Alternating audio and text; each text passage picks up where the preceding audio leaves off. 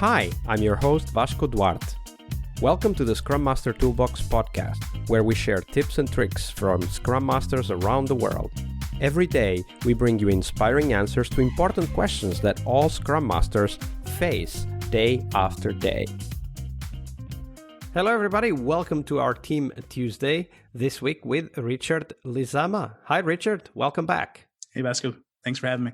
Absolutely. So Richard, on Tuesdays we talk about teams and how sometimes they become their own worst enemies. But before we jump into that, we also want to know, what was potentially the book that most influenced you in your career as a Scrum Master? The book that most influenced me in my career as a Scrum Master by far is Scrum Mastery by Geoff Watts. The reason why is because it gave me that aha moment that I was looking for early off in my career. I love the way that he goes over, this is what a good Scrum Master does, and this is what a great Scrum Master does. So that allowed me to measure myself against that and for guidance and go, all right, am I even doing what a good Scrum Master does? And then I could, seek what I needed to get to that. And then once I reached that milestone, I'd take it to that next level and say, all right, am I doing what a great Scrum Master does? And then I could work myself up to that. And then once I felt like I was doing that, I could, bend or break or go into other directions from there. Slowly working your way into the great Scrum Master bar. Yep. Of course, today's Tuesday, so we take the next step and talk about teams and how sometimes these patterns or behaviors start to develop in the teams, and then things get, they start to spiral and become big and eventually may lead to big problems. So tell us a story of a team, Richard. Give us a little bit of the context so that we know what we're talking about, and then tell us a story of the team. And what was that pattern or behavior, and how did it develop in that team that ultimately led to problems? The teams that I've seen that kind of face this, these self-destructing patterns is they let themselves become the order takers of the product owner, where the product owner will have the sprint predetermined for the team, and then the development team will go in and into the planning, and they'll say, okay, this is cool. We can do all that for you. And the planning lasts for, maybe 5 minutes, and everybody has, see you later, see you tomorrow. And so I did have a team that was going through this. And what we did was we identified that the team, number one, team needed to realize that they're already empowered.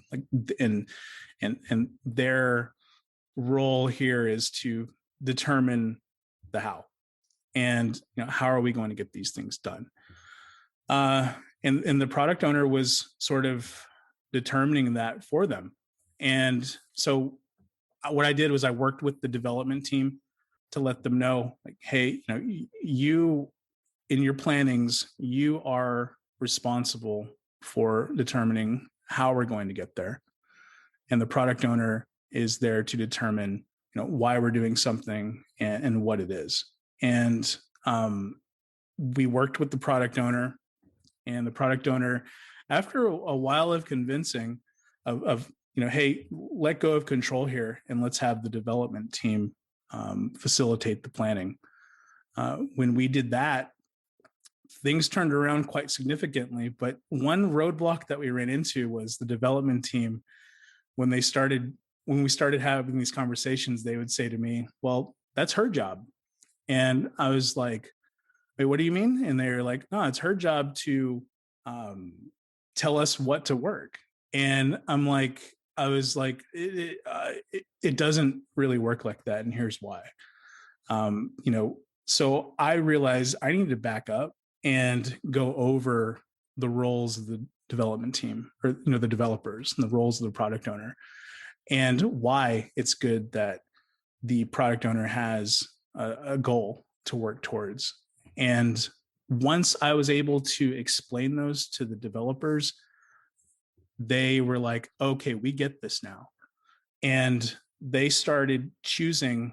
It went from, I don't want to, this isn't our job, to, can we select these stories to meet the goal to we are selecting these stories to meet the goal.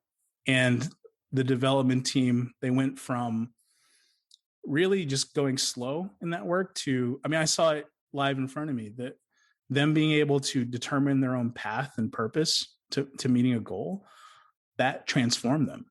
Yeah, absolutely. So one of the things that comes to my mind is that I was thinking as you were describing the story, like what might lead teams to take that order taker position, right? And I was reminded that it's actually a quite comfortable position, right? Because you don't need to take any risks. The risks are all on the product owner side. And for the team members, it's very easy to just say, whatever you say, let's work on it. And of course, when things go bad, you can always say, well, you told us to do it. Right. Right. You're absolutely right. The team was happy, thus the pushback they gave me, like, this is her job. A lot of that I feel came from, I think I even asked them this at one time. I was like, who slapped you in the hand in the past? Like, why don't y'all want to run with this? What's holding you back? And I was a little bit right in that, they're just like, we just don't want to get in trouble. That's kind of what, and I didn't need to know who gave them that notion. That's all I needed to know. Like, they were afraid to take chances because they didn't want to get in trouble. And by helping assure the team, number one, you're not going to get in trouble, and two, I will help with that. If it were to happen, I can help you take the heat. And if you are scared, if that's what you're scared of right now. But yeah, I feel like that was a lot of the case was, I love what you said, the comfortable. Yeah. And I really like it when you said, I'll take the heat for you. And this kind of reminds me that very often the fear is the blocker, right? Very often we are afraid of the consequences, or we're afraid of being judged or whatever. And if we remove the fear, then all that is left is taking action, right? Yes. And that's a very powerful heuristic to have in mind as a Scrum Master is, where's the fear? And if you remove it, then the only thing left to do is to take action. Love it. Yes. Absolutely. Thank you for sharing that story with us, Richard. Thank you. Tuesday is Team Day here on the Scrum Master Toolbox podcast. But tomorrow we talk about something that goes beyond the work we do with the teams. We will talk about how to lead change and what our guests have learned from leading and participating in change programs during their career. See you tomorrow. We really hope you liked our show. And if you did, why not rate this podcast on Stitcher or iTunes? Share this podcast and let other Scrum Masters know about this valuable resource for their work. Remember that sharing is caring.